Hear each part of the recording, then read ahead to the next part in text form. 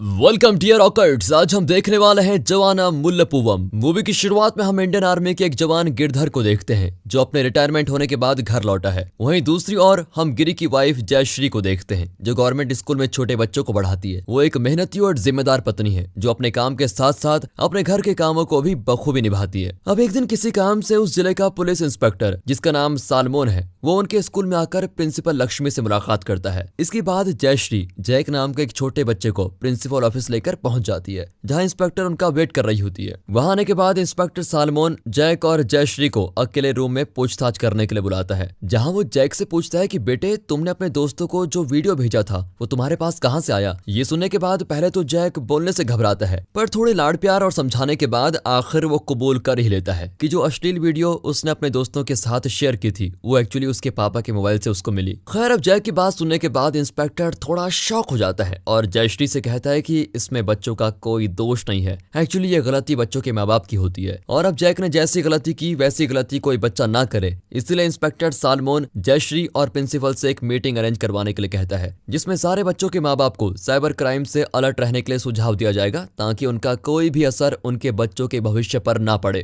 खैर ये सब हो जाने के बाद जयश्री अपनी बेटी दिया के साथ घर आती है और अपने घर के कामों में लग जाती है। और जहां बात करें दिया की जो बहुत शरारती है जिसे इंटरनेट पर नई नई चीजों को सुनना और देखना काफी पसंद है। अब अगली सुबह गिरी अपने काम को पूरा करके घर आता है जहां वो देखता है कि जयश्री और दिया एक म्यूजिक टीचर के सामने बैठकर सिंगिंग प्रैक्टिस कर रहे होते हैं। अब जैसे ही गिरी आता है तो वो टीचर जल्दी से अपनी बच्ची कुची सिंगिंग खत्म करके वहां से निकल जाता है क्योंकि गिरी का स्वभाव इतना अजीब है कि घर में आने वाले हर आदमी को वो शक की निगाह से देखता है कि कहीं उसकी पत्नी का किसी के साथ चक्कर तो नहीं है। और यही नहीं अपनी पत्नी की हर बातों पर वो नजर बनाए रखता है जिस वजह से इन दोनों का रिश्ता भी ठीक नहीं चल रहा होता है। इसी बीच गिरी को एक बात सताई जा रही होती है कि मैं रिटायर होकर घर आया लेकिन मेरी पत्नी और बेटी दोनों भी मेरी केयर नहीं करते और इसी टेंशन की वजह से वो काफी शराब पीता है। फिर वो कहीं जाने के लिए रेडी होता है। इसी बीच आता है इस कहानी का हल्का सा ट्विस्ट जहां गिरी अचानक छींकने लगता है। इसको देखकर तुरंत जयश्री दौड़ी दौड़ी उसके पास आती है और किचन में रखे चमेली के फूलों को वहां से हटा देती है क्योंकि गिरी को चमेली के फूलों से काफी एलर्जी है जिनकी स्मेल आते ही वो अचानक छींकने लगता है। अब ये देखकर दिया अपनी माँ से पूछती है कि आखिर पापा की चमेली के फूलों के साथ दुश्मनी क्या है, जिसके जवाब में वो कहती है और हम वो किस्सा देखते हैं जब गिरी और जयश्री की शादी हुई थी लेकिन चमेली का गजरा पहनने की वजह से गिरी जयश्री को मंगलसूत्र पहनाते हुए अचानक छींकने लगा था क्योंकि उसे चमेली के फूलों से एलर्जी थी। तो फिर क्या था, जब जब गिरी को चमेली की खुशबू आती है और उसे उसकी वजह से छींक आती है तो वो जयश्री को डांट लगाने लग जाता है। अब घर से निकलने के बाद गिरी अपने दोस्तों से मिलता है जहाँ वो अपनी जिंदगी के थोड़े बहुत किस्से भी उनसे शेयर करता है कि रिटायरमेंट होने के बाद वो एक बैंक में सिक्योरिटी की नौकरी कर रहा है और उसकी बेबी भी गवर्नमेंट स्कूल में टीचर है। तो फिर क्या था, बहुत दिनों के बाद ये सभी दोस्त एक साथ होकर दारू पार्टी करते हैं और बड़े ही फिल्मी अंदाज में एक दूसरे के साथ नाचते हुए अपने दिन को एंजॉय करते हैं।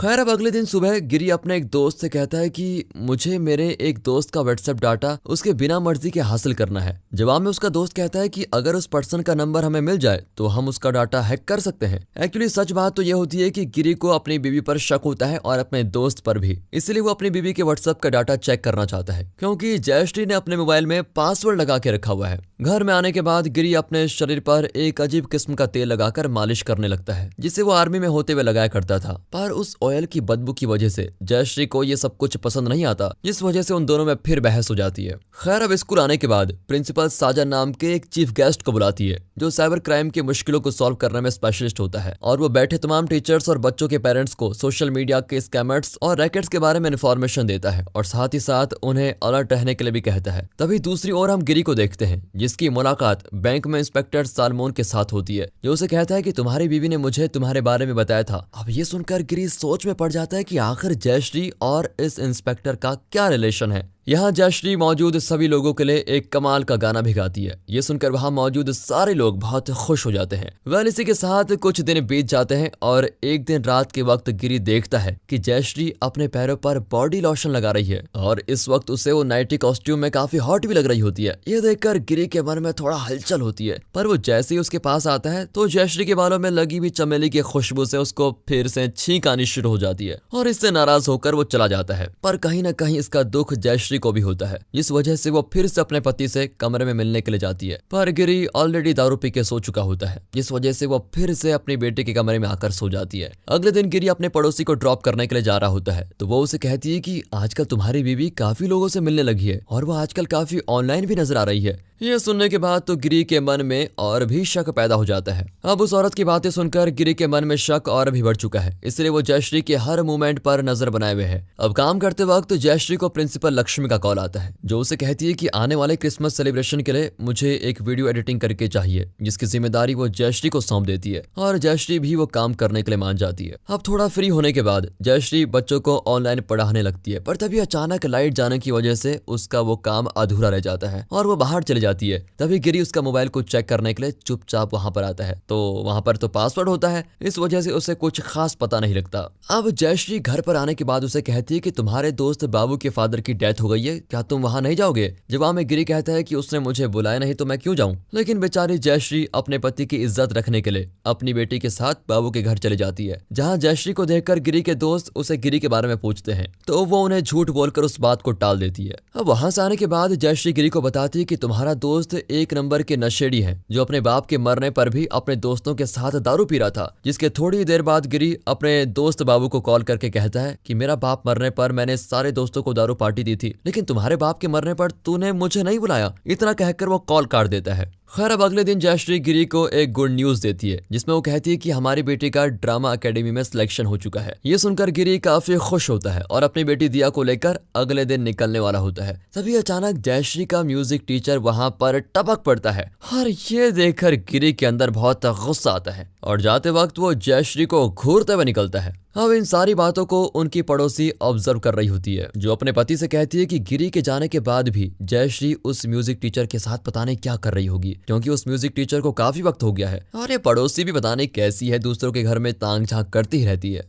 अब रात के वक्त हम गिरी को देखते हैं, जिसे इंस्पेक्टर सालमन कॉल करके कहता है कि जल्दी बेंगलुरु में एक नेशनल बैंक ओपन होने वाला है, जिसके लिए तुम्हें नौकरी ज्वाइन कर लेनी चाहिए। लेकिन गिरी इंस्पेक्टर की बातों को इग्नोर करते हुए फोन काट ही देता है, क्योंकि उसे सालमन पर पहले ही शक है कि वो मेरी पत्नी के साथ कुछ गलत ना कर रहा हो। तभी दूसरी ओर हम जयश्री को देखते हैं, जो क्रिसमस डे पर लगने वाले वीडियो की एडिटिंग का काम कर रही होती है। तभी उसे गिरी कॉल करके परेशान करने लगता है और शक के मारे उस पर आरोप लगाने लगता है कि आजकल तुम कुछ ज्यादा ही बिजी रहने लगी हो। अब ये अजीब बातें सुनकर बेचारी जयश्री काफी इमोशनल हो जाती है और अपना काम ही रोक देती है। लेकिन थोड़ी हिम्मत करने के बाद जब जयश्री फिर से कंप्यूटर की स्क्रीन को ओपन करती है, तो अचानक उसकी स्क्रीन पर एक पॉर्न साइट ओपन हो जाती है, जिसे बार बार क्लोज करने और कैंसिल करने पर भी वो स्क्रीन हटती नहीं। अब इससे परेशान होकर जयश्री पीसी को ही शट डाउन कर देती है। अब उस पॉर्न साइट के डर से जयश्री बहुत ज्यादा परेशान हो जाती है और प्रिंसिपल का दिया हुआ प्रोजेक्ट भी कंप्लीट नहीं हो पाता, जिसके थोड़ी देर बाद वो अपनी बेटी दिया को कॉल करके इस बारे में पूछती है, तो दिया को कुछ समझ में नहीं आता, तो वो कहती है कि वीडियो कॉल पर स्क्रीन शो करो। पर दिया जैसी छोटी बच्ची को ये सब दिखाना अच्छा नहीं था, इसलिए जयश्री उसको कहती है कि सब कुछ ठीक हो गया और ये कहकर वो कॉल काट देती है। अब जयश्री फिर से एक बार उस पॉर्न साइट को हटाने की कोशिश करती है, लेकिन अचानक उसके कंप्यूटर को साइबर पुलिस द्वारा चेक कर लिया जाता है और 29,000 का जुर्माना लगा दिया जाता है। ये देखकर बेचारी जयश्री और भी डर जाती है। इससे निपटने के लिए वो अपने दोस्त पाथू को फोन लगाती है, लेकिन वो भी जयश्री की कुछ खास मदद नहीं कर पाती। और जहां बात करें गिरी की, तो वो तो भैया दारू पी के मस्त सो रहा होता है, जिसे कॉल पर बोलने तक की फुर्सत नहीं होती। अब जयश्री को समझ में नहीं आता कि आखिर इस फालतू वेबसाइट की परेशानी से कैसे निपटूं।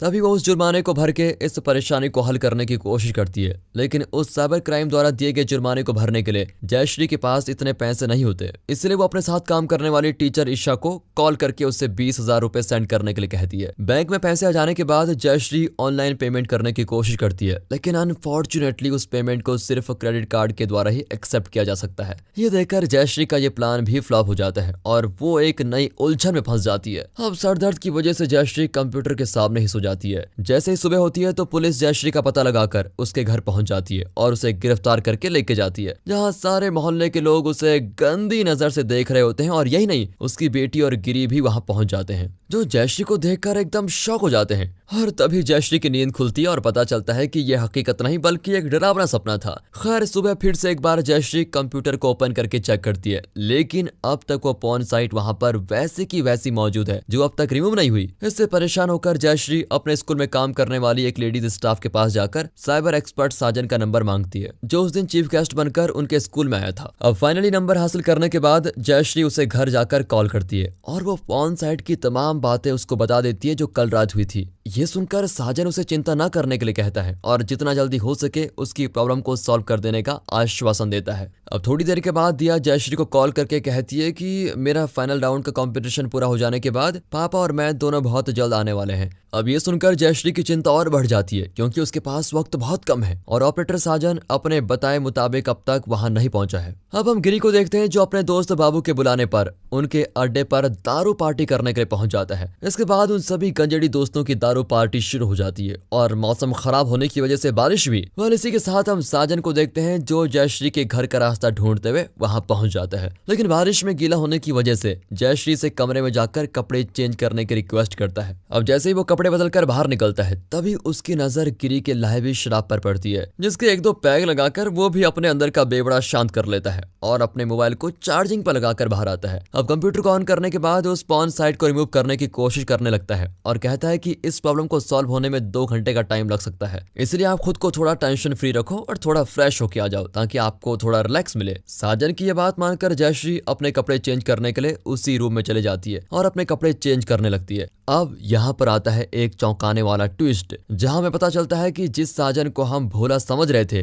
वो एक नीच इंसान है, जिसने उस कमरे में अपने मोबाइल का कैमरा ऑन करके रखा हुआ है और उसका लाइव टेलीकास्ट वो अपने लैपटॉप पर देख रहा होता है। अब जैसे ही जयश्री अपने कपड़े बदलकर बाहर आती है और उसे रिपेयर के बारे में पूछती है तो साजन कहता है कि किसी ने आपका अकाउंट हैक कर लिया है, जिस वजह से प्रॉब्लम हो रही है, लेकिन थोड़ी देर में ये सब कुछ सही हो जाएगा। लेकिन थोड़ी ही देर में साजन की नियत बदल जाती है और वो जयश्री से गंदी गंदी बातें करने लगता है कि आप घर पर अकेली हैं और आपके पति साथ नहीं है और हो सकता है कि आप अकेलापन महसूस कर रही हो, और इसका मतलब तो यही होता है कि आपने अपनी हवस को पूरी करने के लिए पॉर्न साइट का इस्तेमाल किया। साजन की ये अश्लील बातें सुनकर जयश्री उस पर भड़क जाती है और उसे भला बुरा सुनाने लग जाती है कि मैं एक टीचर हूँ, मुझे अपनी इज्जत प्यारी है और तुम जैसा सोच रहे हो मैंने वैसा कुछ भी नहीं किया। वह इसी के साथ सीन चेंज होता है और हम गिरी को देखते हैं जिसकी दारू पार्टी फिलहाल खत्म हो चुकी है और वो अपने घर पर लौट रहा होता है। उसके दिमाग में कहीं न कहीं वही बातें चल रही है कि जरूर जयश्री किसी आदमी के साथ बात कर रही होगी, जिसे रंगे हाथों पकड़ने के लिए वो घर के सामने से जाने के बजाय पिछले दरवाजे से एंटर करता है और जाकर देखता है कि जयश्री किसी अनजान आदमी के साथ बात कर रही है और वो चुपचाप वहां खड़ा होकर सारी बातें सुनने लगता है। अब यहाँ साजन अपने दिल की बात जयश्री से शेयर करता है कि जब मैंने तुम्हें देखा था तो पहली ही नजर में मैं तुम्हें पसंद करने लगा था, और जब डर के मारे जयश्री उसे घर से बाहर निकालने की कोशिश करती है तो साजन उसे जबरदस्ती रोककर ब्लैकमेल करने की कोशिश करने लगता है। और यही नहीं, वो एक सॉन्ग प्ले करके जयश्री को जबरदस्ती नाचने के लिए मजबूर करता है, जिससे जयश्री को बहुत गुस्सा आता है और वो उसे ताने मारते हुए कहती है कि मैं तुम्हारे बाप की नौकर नहीं हूँ जो तुम्हारे इशारों पर नाचूंगी, और कहती है कि मैं एक टीचर हूँ और एक अच्छी पत्नी जिसे अपना फर्ज निभाना अच्छे से आता है। मैं तो बस इस मुश्किल में फंस गई थी, इसलिए हेल्प करने के लिए मैंने तुम्हें कॉल किया, लेकिन मुझे नहीं पता था कि तुम्हारी नियत इतनी घटिया होगी। अब जयश्री की ये सारी बातें सुनकर बाहर खड़ा गिरी अपनी गलती का पछतावा करता है कि मैंने बिना कुछ देखे और सुने अपनी पत्नी पर शक कर दिया, और उसे एहसास होता है कि उसकी पत्नी कैरेक्टरलेस नहीं बल्कि एक अच्छी माँ और एक अच्छी पत्नी भी है। अब यहाँ जयश्री की बातें सुनकर साजन डर जाता है और किसी की आने की आहट सुनकर घर में ही कहीं छिप जाता है। वहीं गिरी से भी नहीं रहा जाता और वो घर के अंदर आ ही जाता है और अपनी बंदूक लेकर साजन को घर में ढूंढने लगता है,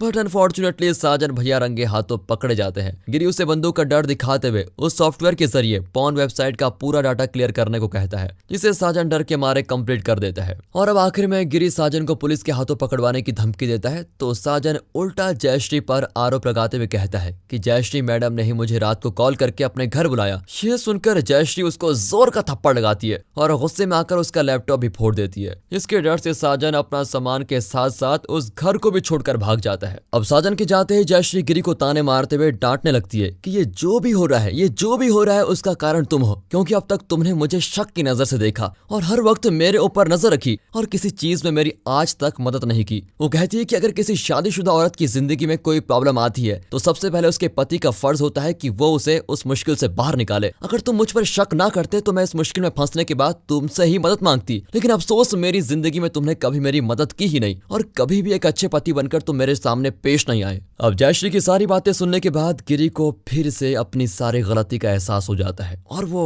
मन ही मन खुद को कोसने भी लगता है। कुछ दिन बीत जाते हैं और जयश्री दिया को समझाते हुए कहती है कि तुम्हें कंप्यूटर और इंटरनेट का इस्तेमाल सिर्फ अपनी चीजों के लिए करना चाहिए, बाकी तुम्हें ये सारी चीजें भूल जानी चाहिए। इसके बाद हम इस मूवी का लास्ट सीन देखते हैं जिसमें जयश्री गिरी से पूछती है, क्या अब भी तुम मुझ पर शक करते हो? जवाब में गिरी मुस्कुराते हुए उसे हक कर लेता है, क्योंकि अब गिरी के बिहेवियर में बहुत बदलाव आ चुका है, क्योंकि जयश्री ने उसकी आंखें खोल दी हैं और उसे अपनी गलती का एहसास भी करा दिया। इसके बाद इनकी जिंदगी में फिर से खुशियां लौट आती हैं। तो इसी के साथ जाते जाते हमें इस मूवी में एक मैसेज मिलता है कि हर साल हमारे देश में लाखों लोगों को पोर्न साइट के जाल में फंसाकर साइबर क्राइम का शिकार बनाया जाता है और साथ ही साथ उनसे अच्छे खासे पैसे भी लूटे जाते हैं, जिनसे सतर्क रहना हमारी जिम्मेदारी है। और इसी तरह के ग्रेट मैसेज के साथ मूवी का होता है दी एंड। तो दोस्तों, वीडियो अच्छी लगी हो तो लाइक, मूवी अच्छी लगी हो तो सब्सक्राइब। बाकी मिलते हैं अगली वीडियो में, तब तक के लिए गुड बाय, अपना ख्याल रखिए and finally thanks for watching.